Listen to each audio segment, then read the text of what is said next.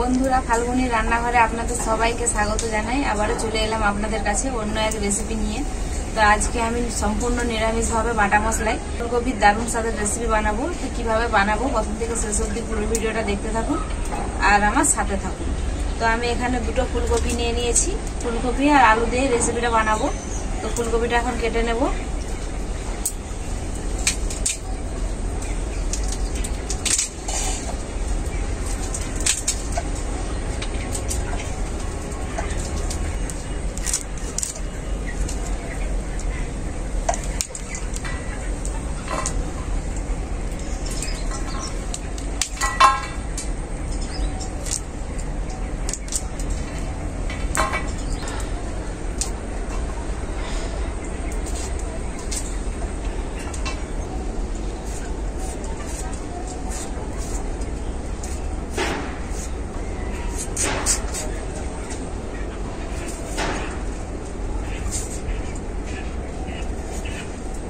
ফুলকপি আলুর এই রেসিপিটার জন্য আলুগুলো কিন্তু আমি এইরকম সাইজ করে কাটছি।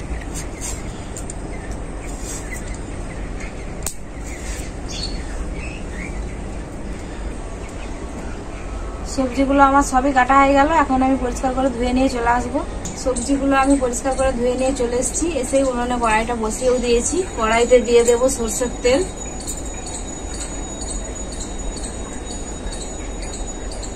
তেল খুব ভালোভাবে গরম হয়ে গেছে। প্রথমে আমি ফুলকপিটা ভেজে নেব।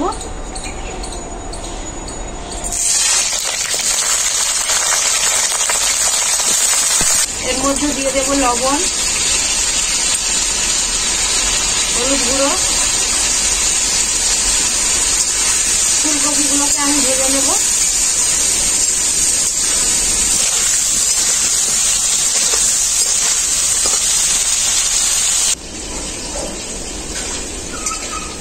ফুলকপিটাকে আমি খুব ভালো করে ভেজে নিয়েছি। এখন তুলে নেব।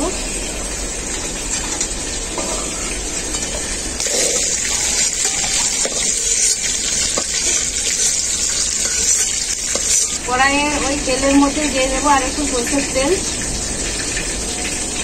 তেল খুব ভালোভাবে গরম হয়ে গেছে। তেলের মধ্যে দিয়ে দেবো কয়েকটা তেজপাতা।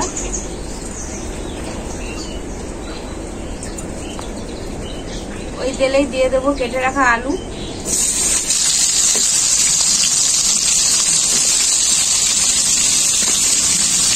এর মধ্যে দিয়ে দেবো পরিমাণ মতো লবণ।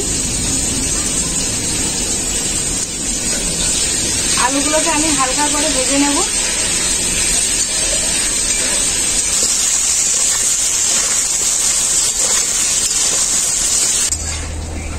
আলুগুলোকে আমি ভেজে নিয়েছি হালকা করে। এখন এর মধ্যে দিয়ে দেবো বেটে রাখা আদা।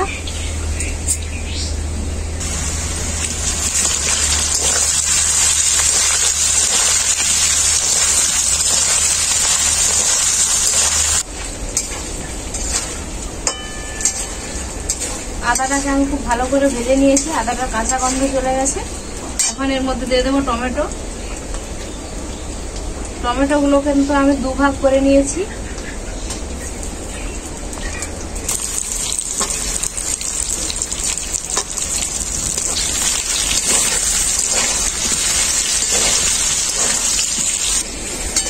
টমেটোটাকে আমি আলুর সাথে হালকা ভেজে নেব।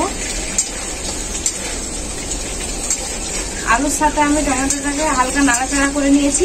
এখন আমি এক এক করে সব বাটা মশলাগুলো দিয়ে দেব। ধনে বাটা, জিরে বাটা, শুকনো লঙ্কা আর গোলমরিচ একসাথে বাটা, হলুদ গুঁড়ো। আলুর সাথে আমি মশলাটাকে খুব ভালো করে কষিয়ে নেব।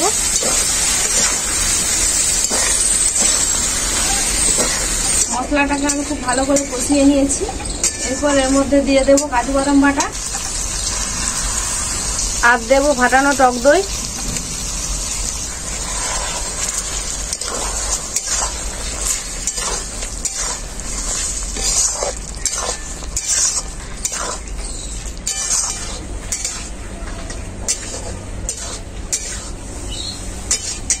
সবকিছু একসাথে খুব ভালো করে কষিয়ে নিয়েছি।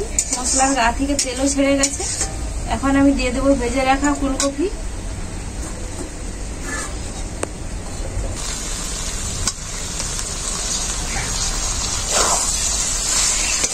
ফুলকপিটাকেও একটু হালকা নাড়াচাড়া করে নেব মশলার সাথে।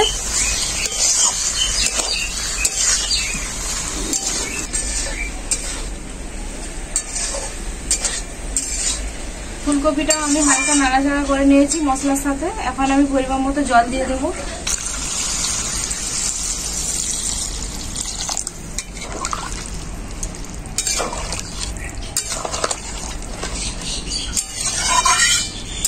ঝোলটাকে আমি খুব ভালো করে ফুটিয়ে নেব। ঝোলটাকে আমি 3 মিনিটের মতো খুব ভালো করে ফুটিয়ে নিয়েছি। এখন আমি এর মধ্যে দিয়ে দেবো স্বাদ মতো চিনি। যেহেতু এই রেসিপিটা নিরামিষ, তাই চিনিটা দিলাম। নিরামিষ তরকারিতে চিনি দিলে স্বাদটা কিন্তু খুবই ভালো হয়।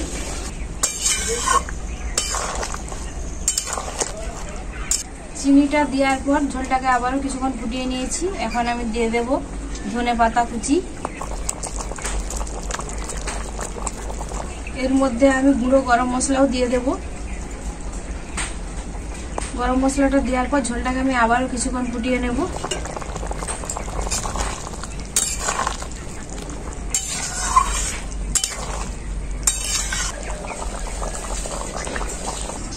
ধনেপাতা আর গরম মশলা দেওয়ার পর ঝোলটাকে আমি খুব ভালো করে ফুটিয়ে নিয়েছি।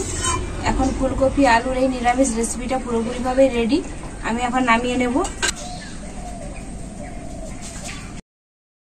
আজকে ফুলকপির রেসিপিটায় টমেটোগুলো এরকম গোটা গোটায় রেখেছি ভাতে মাখিয়ে খাওয়ার জন্য। ভাতে মাখিয়ে টমেটোগুলো খেলে কিন্তু খেতে দারুণই লাগে।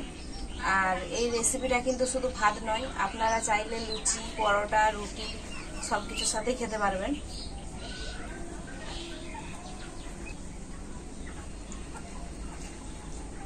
নিরামিষ ফুলকপি আলুর এই রেসিপিটা আপনারা এইভাবে খেয়েই দেখবেন, না খেলে বিশ্বাস করতে পারবেন না যে এত খেতে ভালো হয়। তো আপনারা এইভাবে বাড়িতে বানিয়ে খাবেন, খেয়েই আমাকে কমেন্ট করে জানাবেন ফুলকপি আলুর এই নিরামিষ রেসিপিটা কেমন হয়েছে। ভিডিও যদি ভালো লেগে থাকে লাইক, শেয়ার, সাবস্ক্রাইব অবশ্যই করবেন। প্রতিদিনের মতো আজকেও বলছি আপনারা ভালো থাকবেন, সুস্থ থাকবেন, নিজেদের খেয়াল রাখবেন। আবার দেখা হবে পরবর্তী ভিডিওতে নতুন কোনো রেসিপি নিয়ে।